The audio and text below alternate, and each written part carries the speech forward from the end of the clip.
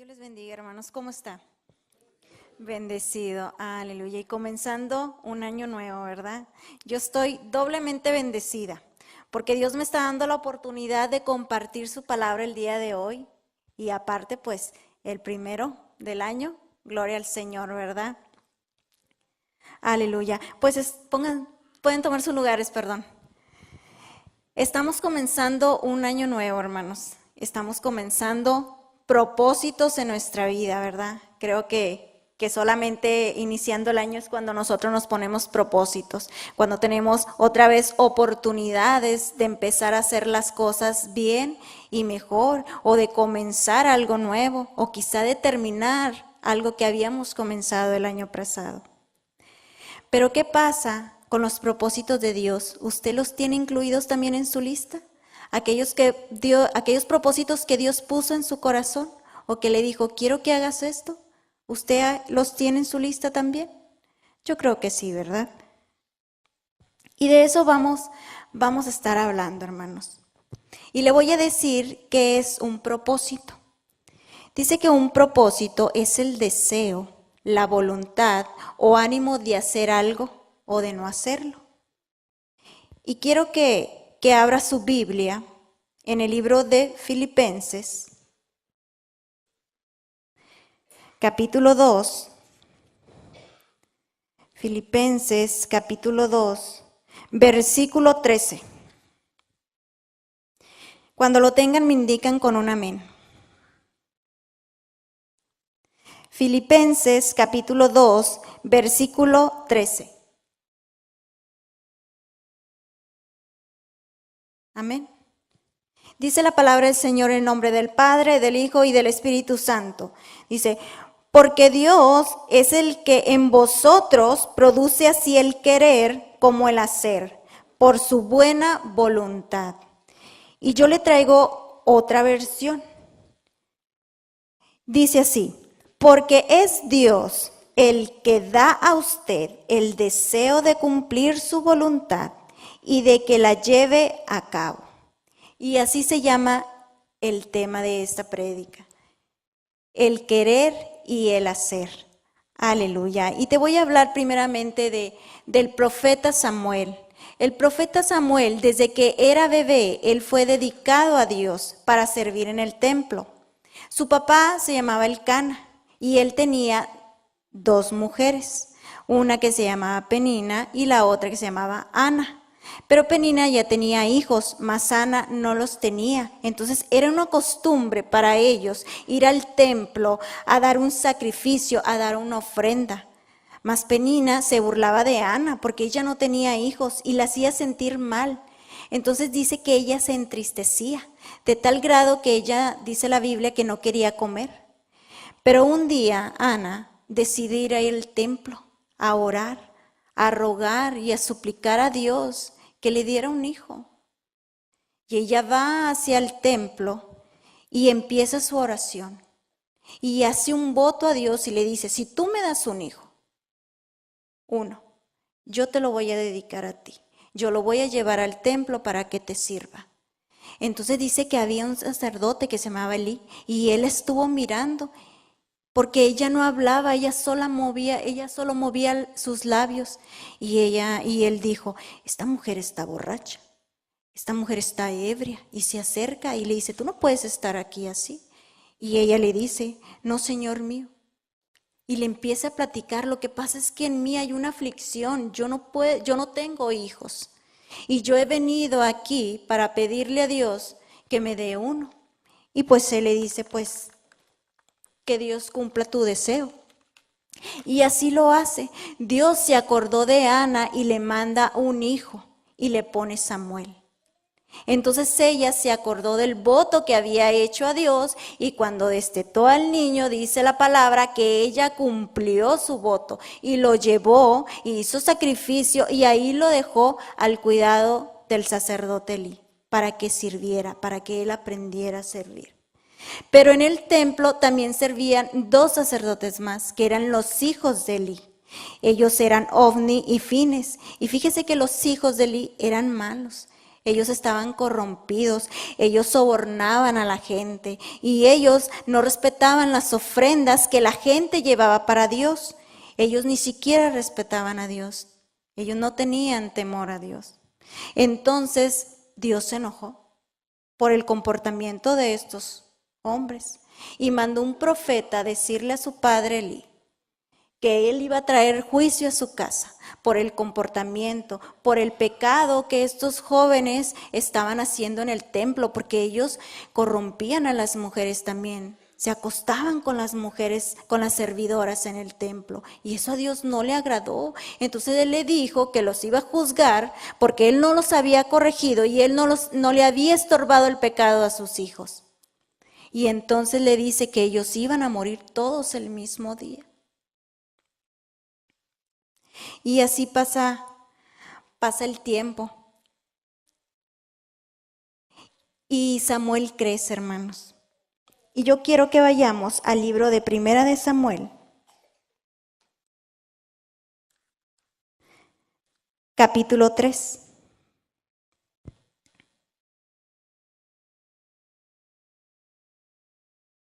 Primera de Samuel, capítulo 3.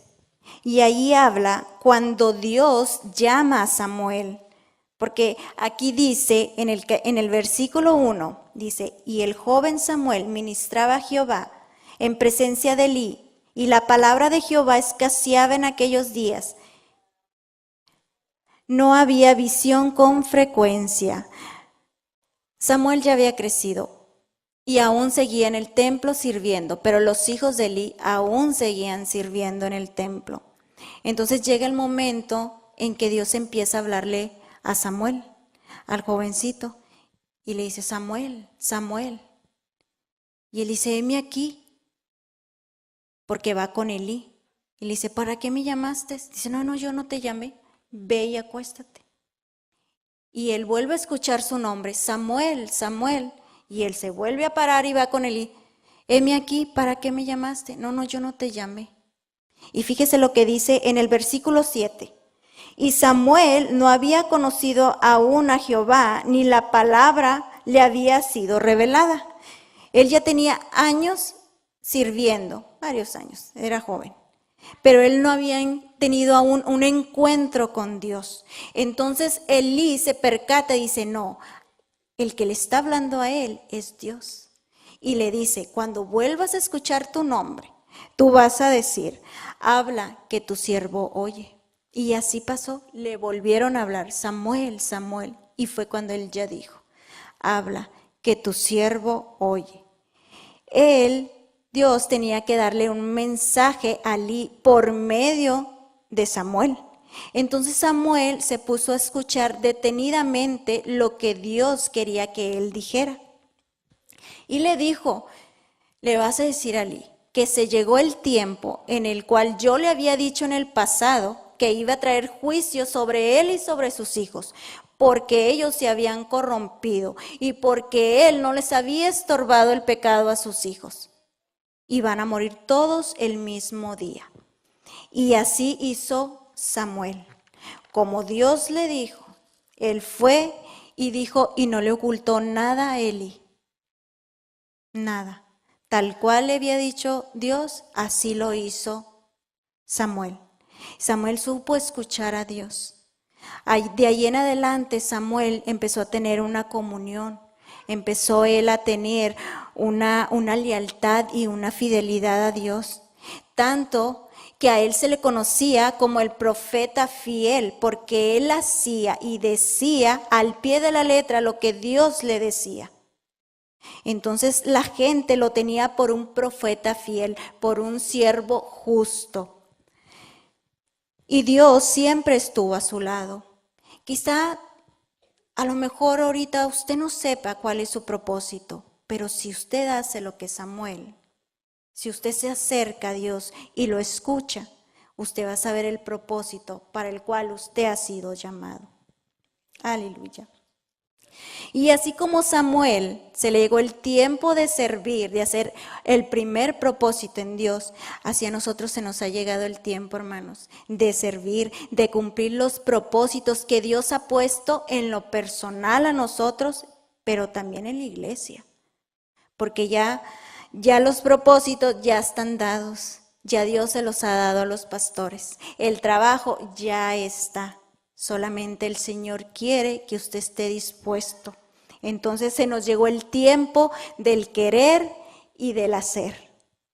Aleluya. Y eso, hermanos, requiere de nosotros una preparación, requiere de nosotros un compromiso, requiere de nosotros también quizás un sacrificio, hermanos, porque vamos a poner de nuestro tiempo también. Aleluya. Quizás para el hacer a veces no necesitamos tanta preparación, porque usted puede tomar un trapeador, usted limpia y usted dice, ya lo hice, ya cumplí. Aquí está. Y hay hermanos que se quedaron en el hacer y solamente lo hacen quizá por un compromiso. Pero Dios quiere que nos comprometamos en esta noche. Dios quiere tu compromiso, porque cuando no hay un compromiso ante Dios, nosotros empezamos a echar basura a nuestro corazón. Empezamos a ver cosas, empezamos a juzgar, porque no hay un compromiso ante Dios, porque no hay un temor. Entonces usted empieza a robar y quizá pase como los hijos de Elí, que ellos hacían lo malo delante de Dios, pero servían, porque ellos no tenían un temor, ellos no tenían un compromiso, aun cuando ellos ya tenían un propósito, porque ellos fueron llamados para ser siervos, ellos eran sacerdotes y en aquel tiempo era un privilegio, hermanos, servir en el templo.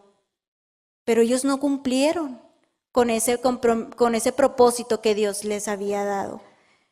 Aleluya. Entonces usted empieza a mentir y usted viene y sirve.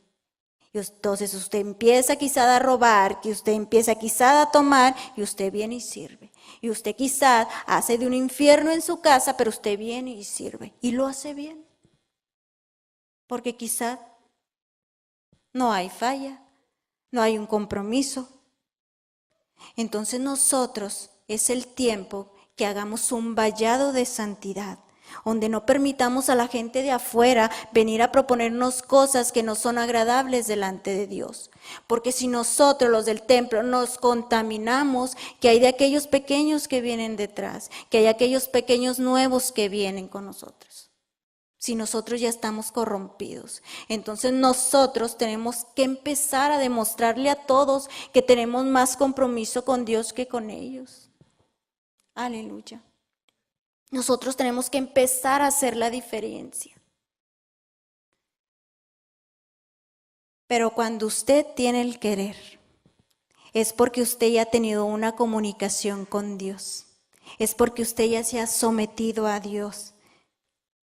Cuando usted se comunica, cuando usted tiene una intimidad con Él, usted se para enfrente de Él y Dios le empieza a observar y le empieza a ver todo. Yo no sé si ustedes han leído el Cantar de los Cantares. Cuando el esposo ve a la esposa y la mira detenidamente y le dice, tu cabello, tus ojos, tu boca, así nos mira Dios. Tal cual somos. No hay algún estorbo por el cual Dios nos esté viendo y nos empieza a decir, ¿y tu corazón cómo está? Y esa mentira. Y usted se empieza a quebrantar y empieza a sentir, es verdad, Padre. Entonces nosotros nos empezamos a liberar del pecado, a liberar de la concupiscencia, porque ya no queremos estar más contaminados. Porque nosotros ya nos queremos mantener puros cuando hemos estado con Él. Quiero que vea un consejo de un padre que le da a su hijo cuando empieza a trabajar para Dios. Y este es un consejo bien hermoso. Y lo vemos en Primera de Crónicas, capítulo 28.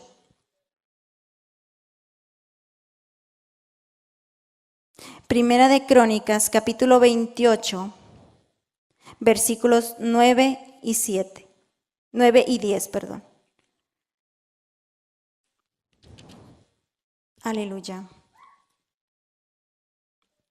Primera de Crónicas, capítulo 28, versículos 9 y 10. Este es un consejo que el rey David le da a Salomón, porque él fue el escogido para edificar la casa de Dios. Y dice así el 9.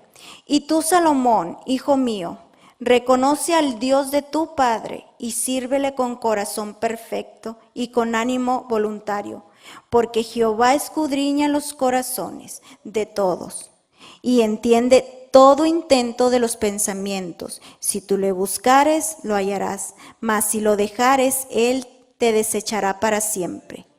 Mira pues ahora que Jehová te ha elegido para que edifiques casa para el santuario, esfuérzate y hazla.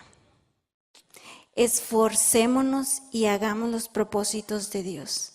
Aleluya. Y ahí es donde nosotros nos comprometemos con Dios. Y ahí es donde nosotros nos empezamos a preparar, porque nosotros no nos queremos ver con alguna mancha porque Dios nos está viendo. Ahí es donde ya nosotros nos paramos, no sé, pero si usted recuerda el día que usted se casó, usted quería estar perfecto el día de su boda. Usted se fue y se compró un vestido porque usted se quería ver hermosa.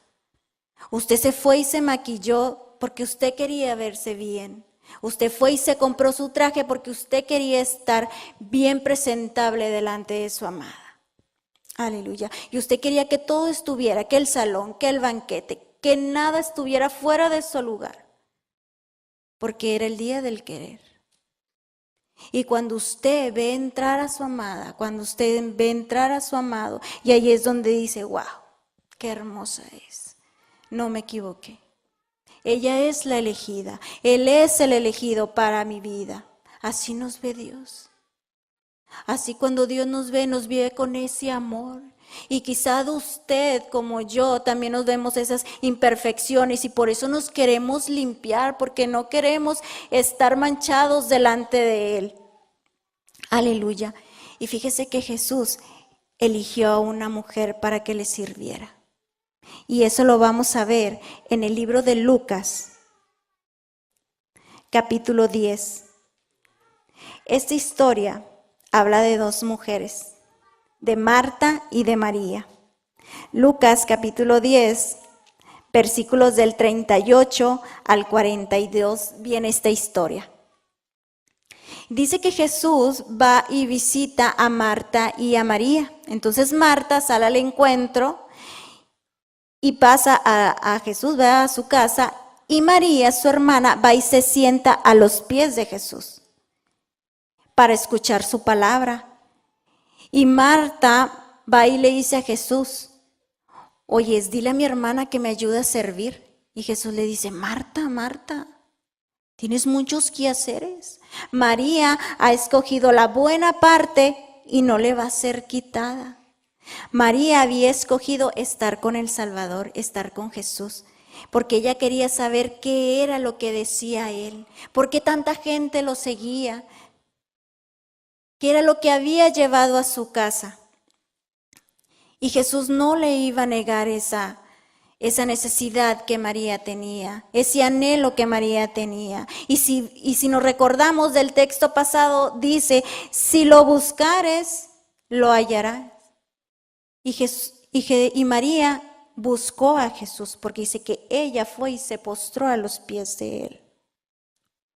Pero en eso, más adelante, muere Lázaro. Usted va a encontrar la historia en Juan 11, del 1 al 44. Y dice que muere Lázaro y lo mandan llamar. Entonces él va y él se queda afuera en la aldea. Y cuando se entera Marta que Jesús está ahí, ella sale. Y lo primero que le dice, Señor, si tú hubieras estado aquí, mi hermano no hubiera muerto. Y Jesús le dice, Marta, tu hermano va a resucitar. Sí, yo sé que él va a resucitar en el día postrero. Ella seguía igual de atrabancada. Ella para todo quería estar contestando. Sí, pero ¿qué hiciste? Y ella decía. Y Jesús se queda ahí mismo parado. Entonces Marta entra a la casa porque María se había quedado allá. Y le dice, María, el Señor te llama. Ya sale María y con ella detrás había gente que habían ido con ella. Pero ella lo que hace primero es que va y se postra a los pies de Jesús. Y le dijo lo mismo que Marta. Señor, si tú hubieras estado aquí, mi hermano no hubiera muerto. Entonces ella empieza a llorar y los que la acompañaban empiezan a llorar y dice que Jesús se conmovió con ella y lloró y le dijo, ¿dónde lo detienen? Y con ella va y resucita a Lázaro. Pero fíjese bien el comportamiento de las dos. Una tenía el hacer y la otra tenía el querer. Una hacía y ella pensaba que así ella honraba al Señor, pero al Señor no le gustaba, no le parecía. Y María, como ya había pasado tiempo con él, ya lo había escuchado, ella ya sabía lo que le agradaba a Jesús y lo que no le agradaba. Y como ella escogió la mejor parte, entonces se quiere decir que hay dos. Podemos escoger lo malo y podemos escoger lo bueno. Y María escogió la mejor parte. En el libro de Marcos, seguimos igual con María, en el libro de Marcos, en el capítulo 14,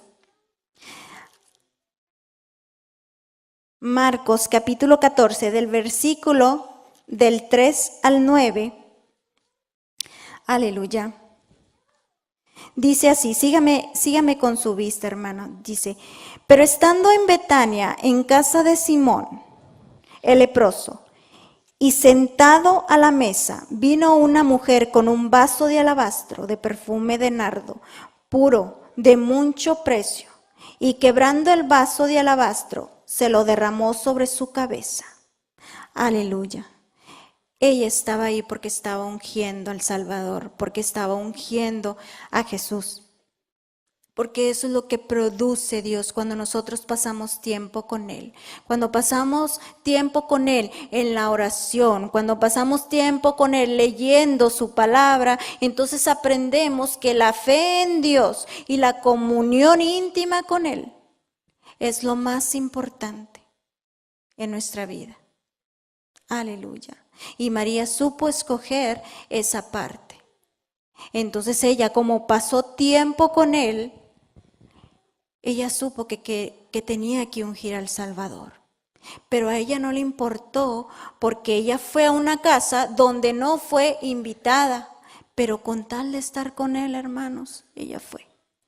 Y ella derramó un perfume muy costoso, pero con tal de estar con Él, ella lo hizo. Y de ella se decía y de ella se murmuró, pero a ella no le importó, porque con tal de estar con Él. Porque hasta la gente de afuera lo nota, hermano, cuando nosotros pasamos tiempo con Él. Aleluya. Porque cuando usted pasa tiempo con Él, cuando nosotros empezamos a pasar tiempo con nuestro Señor, ya no hay necesidad que nos digan levante las manos, porque usted solo las levanta.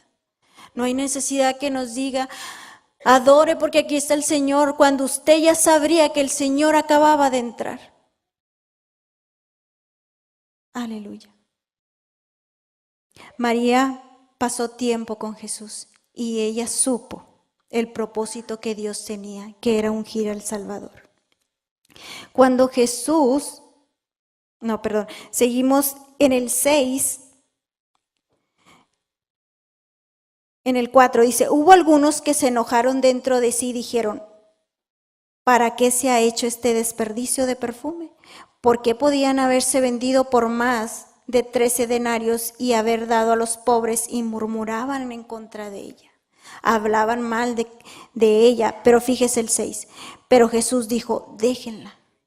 ¿Por qué la molestan? Buena obra me ha hecho. Siempre tendréis a los pobres con vosotros, y cuando queráis le podéis hacer bien, pero a mí no siempre me tendréis. Esta ha hecho lo que podía, porque se ha anticipado a ungir mi cuerpo para la sepultura.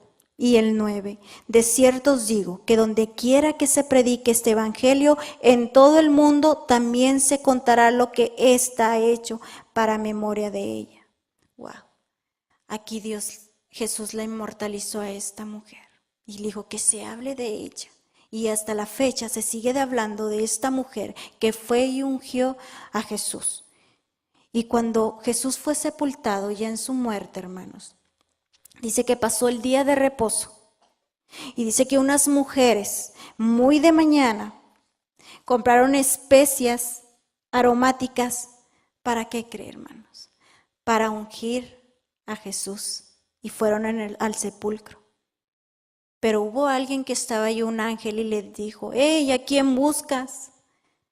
Porque Jesús ya no está aquí, ha resucitado. Porque hubo una mujer que se adelantó y lo ungió. Porque hubo una mujer que puso cuidado a lo que Jesús decía. Porque varias veces Jesús dijo: hey, voy a morir. Hey, se acerca mi muerte. Y nadie se acordó de ungirlo. Pero ella dijo,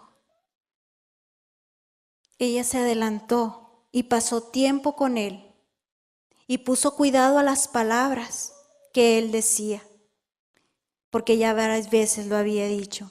Y ella quizá pensó, pues quizá mis propósitos los puedo hacer más adelante, pero Jesús no lo voy a tener siempre. Él ya ha dicho que iba a morir. Entonces yo le voy a hacer algo, yo voy a honrar a mi Señor, yo voy a ir a amar a mi Señor, porque quizás sea la última oportunidad que yo tenga para honrarlo. Y así fue, y ella hizo bien. Aleluya. Yo no sé cuál sea el propósito en tu vida, hermano, yo no lo conozco, pero Dios sí sabe. Y quizás solamente sea como Samuel, de ir a dar un mensaje a alguien. Quizás sea como ese joven que él decidió no contaminarse de la comida del rey, que ese fue Daniel. Aleluya. Pero fíjese que Dios no hace nada sin antes avisar. Cuando les decía a la gente, a Noé, voy a mandar un diluvio, y lo mandó. Voy a mandar el Mesías, y lo mandó. Entonces Dios no hace nada sin antes avisar. Y creo que a nosotros ya se nos ha avisado mucho, que ya está el trabajo, que ya está el propósito. Entonces yo le dije a Dios que lo que nos habían dicho, entonces era como lo que le pasó a José. Sí, usted recuerda la historia de José, que a él, sus hermanos lo venden, lo llevan a otro país, lo sacan de su casa y él empieza a hacer otras cosas nuevas que él nunca había hecho. Pero Dios tenía un propósito para su vida. Dios tenía el propósito que años más adelante él iba a alimentar a su familia. Y él fue un hombre confiable, porque se paró enfrente del rey, se paró enfrente de Faraón, y le bastaron unos minutos para que Faraón se diera cuenta que él era un hombre de Dios, que él provenía de él. Y así tiene que pasar con nosotros, que a la gente le baste unos minutos para que se dé cuenta que usted proviene de Dios. Aleluya. Y quizá a José, hermanos, le quitaron su túnica, pero nunca le quitaron la cobertura de Dios en su vida. Y esta noche, Dios te ha llamado. Yo no sé tu nombre, pero usted sí le puede decir en esta hora: habla, que tu siervo oye. Quiero que se ponga de pie, hermano.